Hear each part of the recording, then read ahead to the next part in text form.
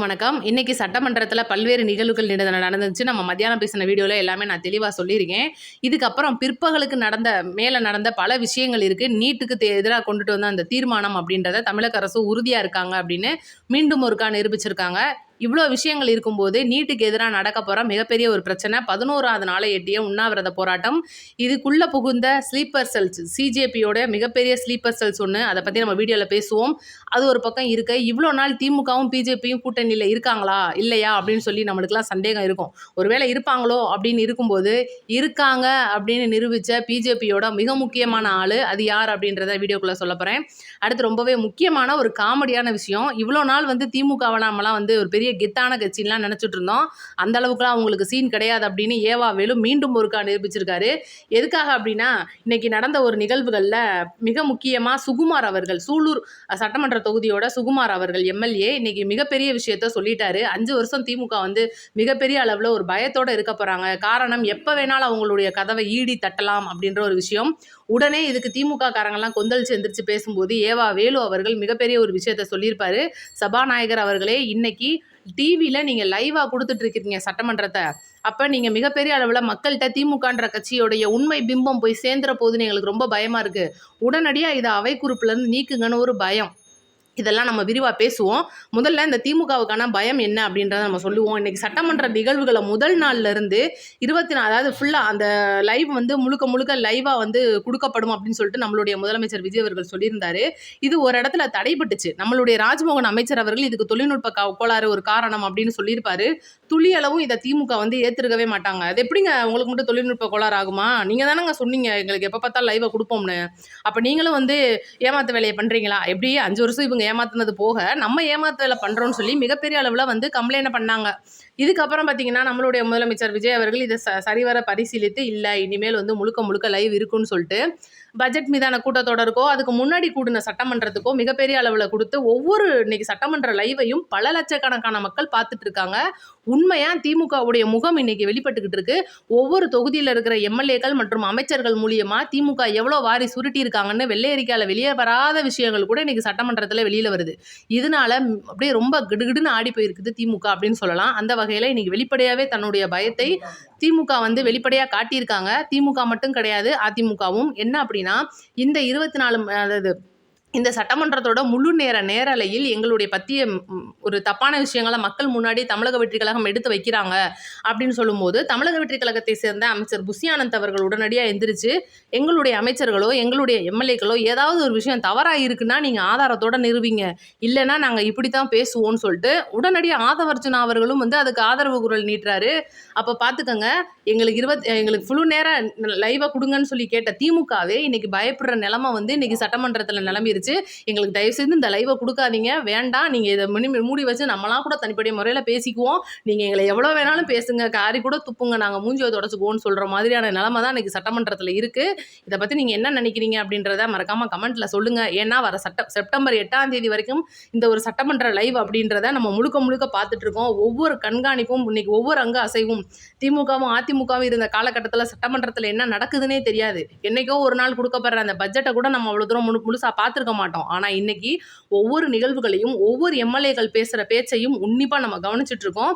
உண்மை ரைட்டு. அடுத்து நீட்டுக்கு எதிராக கொண்டுட்டு வந்த தீர்மானம் இன்னைக்கு வெற்றிகரமாக நிறைவேற்றினாங்க. பாஜகவுடைய சில பேரை தவிர மட்டுமே நம்மளுடைய தீர்மானம் அப்படின்றது நிறைவேற்றி முடிச்சாச்சு. இதுக்கு ஊடால பார்த்தீங்கன்னா, 11வது நாளாக சென்னையில் உண்ணாவிரத போராட்டம் இருக்குது அப்படின்னு உங்களில் யாருக்காவது தெரியுமா? எனக்கு தெரியவே தெரியாது.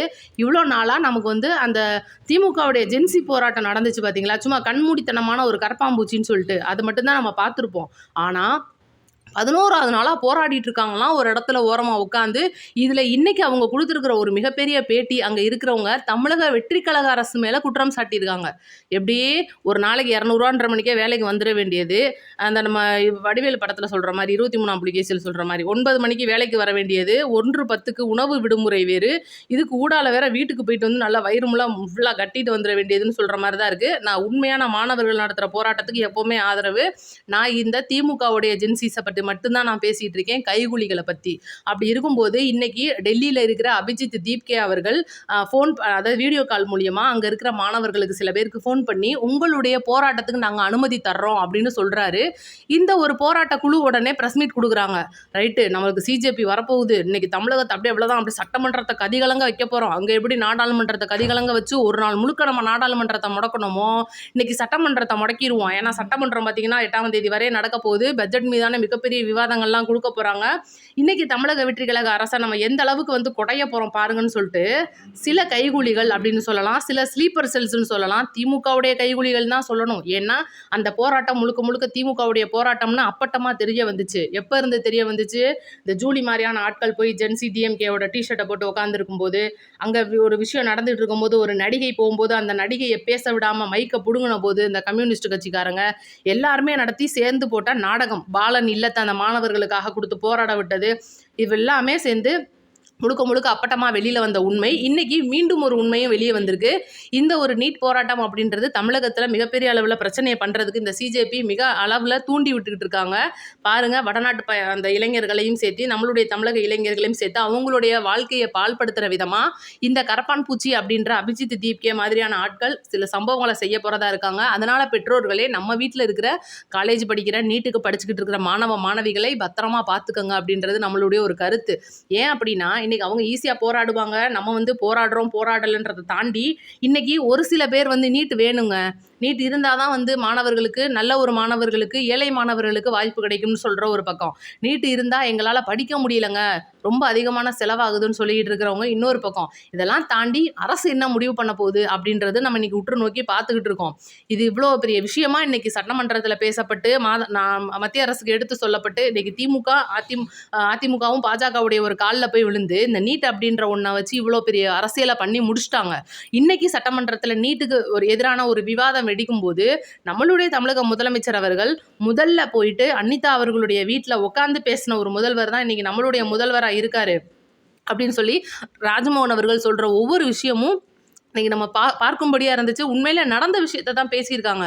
அப்படி இருக்கும்போது இங்கே போராடிக்கிட்டு இருக்கிற மாணவர்கள் இன்னைக்கு இருக்கிற தமிழக வெற்றி கழக அரசு மேலே குற்றம் என்னப்பா நீங்கள் சாட்ட போறீங்க, வெறும் 90 நாள் தான் ஆயிருக்கு, உங்களுக்கு என்ன பிள்ளைங்களா பிரச்சனை அப்படின்னு சொல்லி கேட்கும்போது என்ன சொல்ல வர்றாங்க அப்படின்னா, தமிழக அரசு இப்போ இருக்கிற தாவேக அரசு எங்களுக்கு ஒத்துழைக்க மாட்டேங்குது, எங்களை வந்து போராட விட மாட்டேங்குது, நாங்கள் சோறு சாப்பிட மாட்டோம்னு சொல்கிறோம் ஆனால் எங்களுக்கு ஊட்டி விடுது அப்படின்ற மாதிரியான சில பேச்சுக்கள் அங்கேருந்து கிளம்புற மாதிரி வருது. அப்போ பாருங்க எந்த அளவுக்கு இன்னைக்கு தமிழக மக்களை முட்டாளாக்குற மாதிரி. தேவையானதுக்கு நீங்கள் போராடுங்க மாணவிகளே, உங்களுடைய வாழ்க்கையை இந்த சிஜேபி கரப்பாம்பூச்சி அப்படின்ற திமுக கைகூலிகள் சில பேர் இங்கே இருக்கிற சில பேர் வந்து உங்களை கெடுக்க பார்க்குறாங்க. தயவு செய்து கேஸ் வாங்கிடாதீங்க அப்படின்றது. ஏன்னா இன்றைக்கி டெல்லியில் போடப்பட்ட அந்த வழக்குகளை வாபஸ் வாங்குறாங்கன்னு ஒரு பக்கம் இருந்தாலும் அவர்கள் அந்த சர்டிஃபிகேட் மேலே குத்தப்பட்ட கரும்புள்ளி அப்படின்றது இன்னும் அப்படியே தான் இருக்குது. நாளைக்கு நீங்கள் அரசு வேலையை போகும்போதோ உங்களுடைய டேட்டாவை தட்டுனா ஆல்ரெடி நீங்கள் நீட்டுக்கு போராடின அந்த ஒரு கரப்பான்பூச்சி லிஸ்ட்டில் வந்தீங்கன்னா உங்களுடைய வேலை பறிபோகும் அபாயம் இருக்குது. அதனால் இவ்வளோ தூரம் கொஞ்சம் பேரண்ட்ஸ் வந்து பார்த்து வச்சுக்கோங்க இளைஞர்களே அப்படின்னு சொல்கிறது தான் நம்ம கருத்து. உண்மையான மாணவ மாணவிகள் போராட்டத்துக்கு நாங்களே வந்து குரல் கொடுப்போம் அப்படின்றது தான் விஷயம். ரைட்டு, இப்போ முக்கியமாக வருவோம். இன்றைக்கி திமுகவும் பாஜகவும் சேர்ந்து மிகப்பெரிய நாடகம் போட்டுக்கிட்டு இருக்கு அப்படின்னு சொன்னோம் பார்த்தீங்களா. டிஆர் பாலு கூட 42 தொகுதி தானங்க போன வாட்டி வந்து நாடாளுமன்றத்தில் தொகுதி மறுகரை வசதா வந்து எதிர்த்து நின்னாங்க. இப்போ 42 தொகுதியை பொறுத்த வரைக்கும் ஒருவேளை வந்துருமோ அப்படின்னு தோணும் போது அவர் ஒரு பேட்டி சொல்கிறாரு, ஒருவேளை திமுக வெளிநடப்பு செஞ்சிருச்சு அப்படின்னாலே ஆதரவு கொடுக்க வேணாம். இன்னைக்கு தமிழகத்தை பொறுத்த வரைக்கும் திமுக வந்து தொகுதி மறுஅறை மசோதாவுக்கு ஆதரவு கொடுக்குது அப்படின்னா இன்னைக்கு நம்மளாம் எப்படி பேசுவோம் பார்த்தீங்களா? தமிழக மக்களே, திமுக வந்து இந்த மாதிரி ஆயிப்போச்சு, முழுக்க முழுக்க பிஜேபி சங்கியாவே மாறி போயிட்டாங்கன்னு ஈஸியாக நம்ம பேசிடுவோம். ஆனால் அந்த இடத்துல திமுக வெளிநடப்பு செஞ்சிருச்சுன்னு வைங்களேன், வெறும் 42 சீட்டில் போன தடவை தோத்த அந்த தொகுதி மறு வரையறை மசோதா இந்த தடவை அந்த 42 சீட்டில் வெற்றி அடைஞ்சு தொகுதி மறையறை மசோதாவை மத்திய அரசு வெற்றிகரமாக செயல்படுத்திடுவாங்க.